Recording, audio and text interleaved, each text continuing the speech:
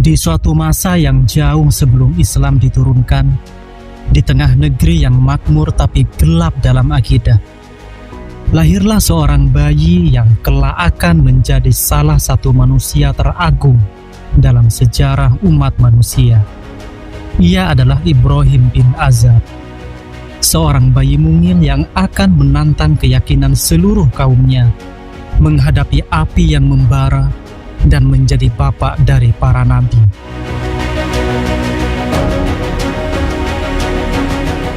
Saat itu, kerajaan Babilonia, atau dalam sebagian riwayat disebut juga Kaldan, dipenuhi dengan kekufuran dan kesyirikan.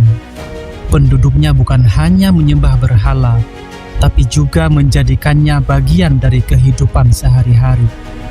Bahkan, ayah Nabi Ibrahim sendiri yang disebut dalam Al-Quran dengan nama Azar adalah pembuat patung berhala yang paling ternama.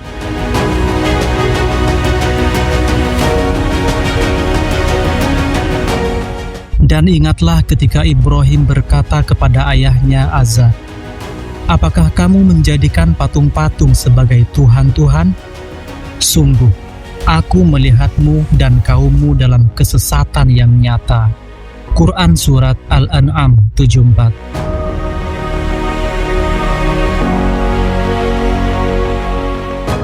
Ibrahim kecil tumbuh dalam lingkungan yang sangat jauh dari tauhid. Rumahnya dipenuhi patung. Kaumnya tiap hari menyembah batu, kayu, dan benda langit. Setiap hari mereka datang ke berhala-berhala untuk memohon rezeki, keselamatan, bahkan meminta anak. Tapi sejak kecil, Ibrahim berbeda. Ia tidak pernah bisa menerima begitu saja apa yang dilihatnya. Ketika teman-temannya mengagumi patung, ia bertanya dalam hati, bagaimana mungkin patung-patung ini menjadi Tuhan? Ia melihat ayahnya dengan penuh cinta, tapi hatinya resah. Ia bertanya-tanya, apakah benar bapakku dan semua orang ini berada di jalan yang benar? Dan sejak itulah, pencarian akan Tuhan sejati dimulai.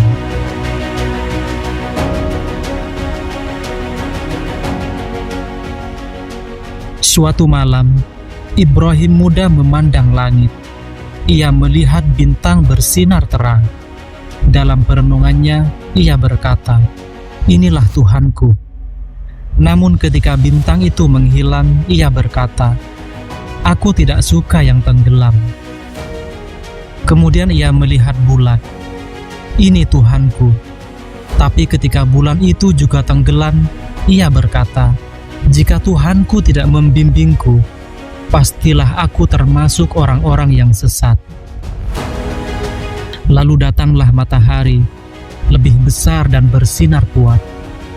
"Ini Tuhanku, ini yang lebih besar."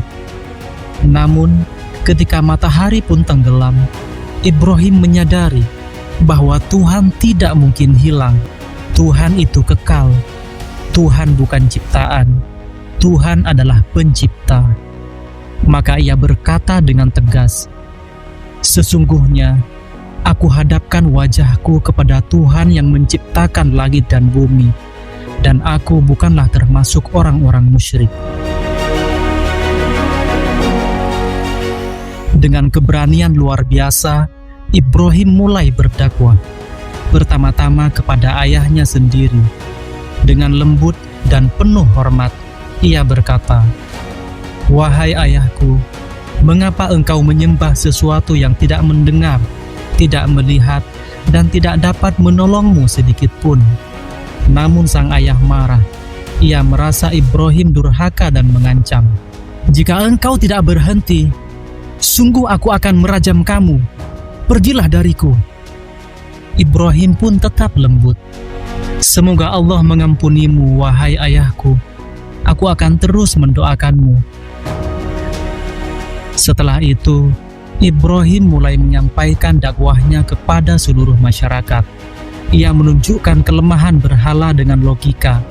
Ia bertanya, "Apakah kalian menyembah berhala yang kalian pahat sendiri? padahal Allah yang menciptakan kalian. Dan apa yang kalian buat itu?" Namun, kaumnya tetap membangkang. Ibrahim tahu, seruan dengan kata-kata saja tidaklah cukup. Maka ia memutuskan melakukan sesuatu yang besar.